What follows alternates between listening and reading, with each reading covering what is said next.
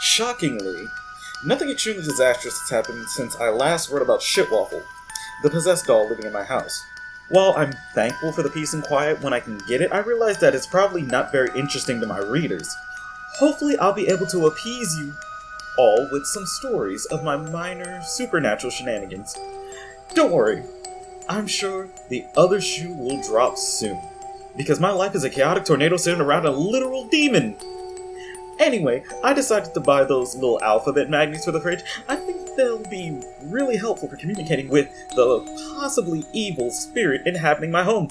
Plus, it'll really bring down the horror element of the whole thing. The time for blood is soon will be a lot less threatening when written in colorful childlike letters. Or, it might make it 10 times worse. Oh well. I already bought them, so it's too late now because I'm too lazy to drive back to the store. Speaking of laziness, the magnets haven't quite made it onto the fridge yet. I keep meaning to put them up, but since class started again, I've been pretty distracted. Yay, college! But I promise I'll put them up soon so I can talk to the doll. I almost managed to do it yesterday, but then my Chinese delivery came and I had to get the door before Shitwaffle. Shockingly, delivery guys don't react well to a possessed doll running at them full speed down the hallway, and since I prefer my food not dropped on the ground, I always try my best to answer the door first. This is a real turnaround from my previous attitude, which was to annoy my roommates into getting the door so I wouldn't have to. Of course, that isn't a feasible option anymore, with the nature of my current roommate and all. So now, I'm much quicker whenever the doorbell rings. In fact, while my friends and I were chilling at Juan's apartment, they never want to come to my place for some reason, there was a knock on the door. I acted instantly, vaulting over Juan's non-maple syrup smelling couch and answering the door before anyone could move. Everyone was shocked by my sudden eagerness since usually I'm the last person to do anything without prompting. Lucy found it especially hilarious, remarking that I sprung up and darted out of the room like a startled rabbit.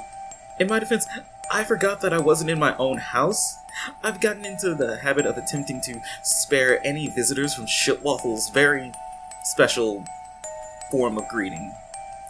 Don't even get me started on that time with the Jehovah's Witnesses. I've asked the doll to tone it down, but it doesn't seem to listen. Apparently scaring the shit out of guests is a lot more fun than behaving like a fucking adult. Then again, if I had paranormal powers, the number one thing I would use them for would definitely be to mess around with people, so I can't get that upset about it without being a huge hypocrite. Maybe Shitwaffle will pay more attention if I write it out on the fridge and magnets. I've been brainstorming possible messages to convey. It hasn't been easy to come up with opening statements. I mean, I'm starting an actual conversation with a demon. I can't exactly begin with, "They like jazz?" One commenter suggested that I ask about hell. Now, I'll admit, I'm burning with curiosity, pun intended, about the eye-opening secrets that could be told about the metaphysical realms. There are so many philosophical questions unanswered for centuries that I can unlock for the first time in human history. On the other hand, it seems a bit rude to ask such personal questions of Shitwaffle. Like, what if it's sensitive about the time in the hot place downstairs? And how do you even lead up to such a serious topic? I'm going to put the deep existential questions on hold until I manage to figure out how to get a porcelain doll drunk. I figure that the least awkward way to bring up the topic is if we're both extremely inebriated. And hey, if any of you have any ideas about what to talk to Shitwaffle about once the alphabet magnets are set up, feel free to let me know in the comments. I'm drawing a blank, so anything is appreciated. Speaking of which, another commenter recommended a horror movie for Shitwaffle and I to watch together. I was curious and bored, so I went ahead and rented it.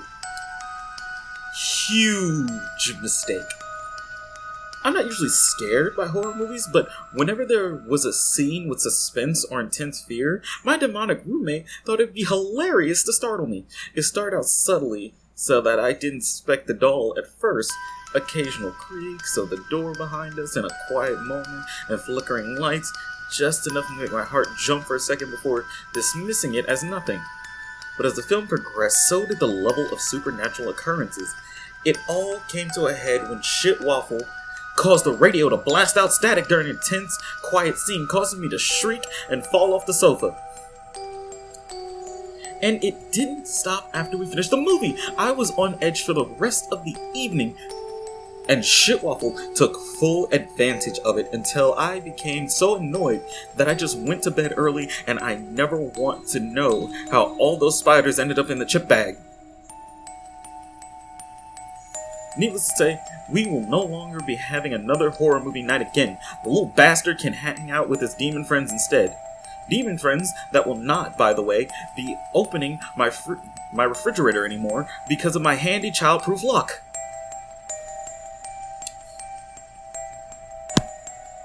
You see, the lock on the fridge wasn't just to prevent another maple syrup incident.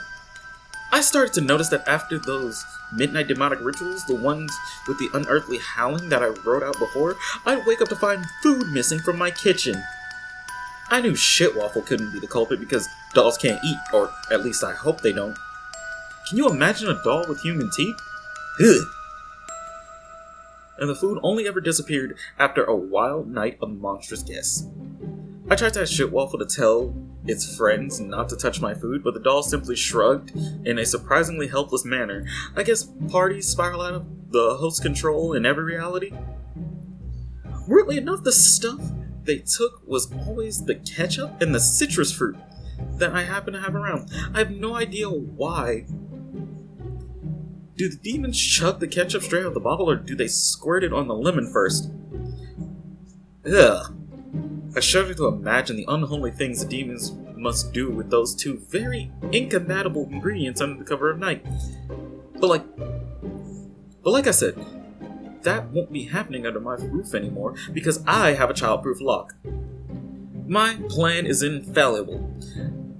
Am I understanding the intelligence of a demon? Am I underestimating the intelligence of demons? Maybe. But then again, maybe not. I've only ever met one of my roommate's friends before, but it did not seem to be very bright.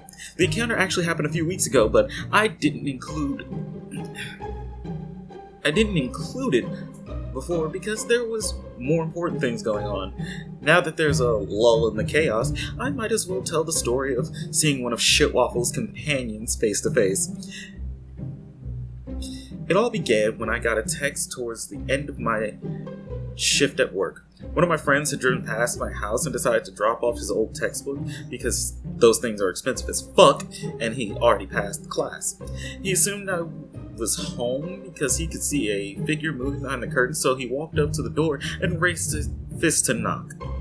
Then he remembered that I was at work, and now that he was close enough to the house, he could hear manic cackling emanating from inside.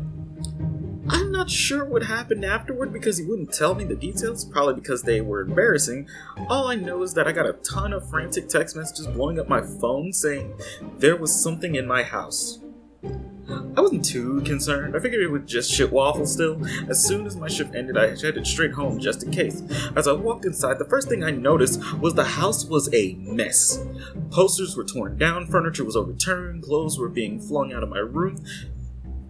The fuck is going on here? I demanded, rightfully pissed off. The thing that emerged from the wall was not Shitwaffle. It looked like, well, for lack of a better term, it looked like a ghost. But it did not resemble a human who happened to be see-through. It was more of a grotesque caricature with a parody of a human face.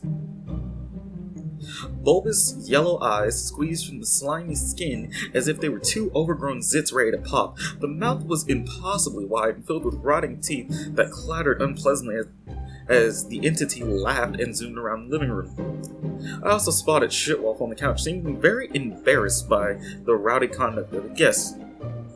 Seriously? This is who you hang out with? I'd hope that Shitwaffle had better taste. The doll resignedly sent out a pulse of darkness which vibrated through my bones as the poltergeist paused its havoc regarding its fellow spirit. We're having so much fun, it replied to the wordless command with a wet sneeze of voice. Fun's over, get out, I said flatly, and was ignored in favor of dumping an entire bag of pretzels on the rug. I saw her march into the kitchen and returned with a broom. A wide grin stretched across the mischief maker's face, seemed to think that I was going to sweep up the mess, only for it to scatter everything with lethal malignance. Apparently it had never been chased out of a house with a broom before. Out, motherfucker! Shoot! Get out! I'd never tried to remove an intangible being from my house before, but the broom method tends to work on any creature, whether it's a bat, raccoon, or in this case, an aggravating spirit. The trick to this is that you're not supposed to actually hit the intruding animal. If you smack the walls close enough to it and wave the bushy end threateningly, that's usually enough to frighten the thing outside. So despite the fact that the poltergeist consisted of ectoplasm, the old tried and true tactic of my grandmother worked like a charm. Once it was gone, I made Shitwaffle clean up the house, and I only had to wave my broom a few times for motivation. Okay, here's the last thing I have for you all today.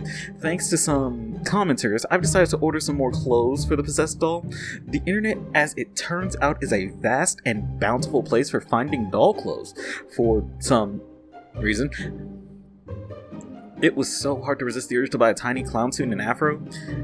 I'll update on Shitwaffle's reaction to the clothes I actually did buy when they arrived. Finally, I'd like to apologize again for the relatively unexciting post. I'm sure my life will return back to its usual insanity soon.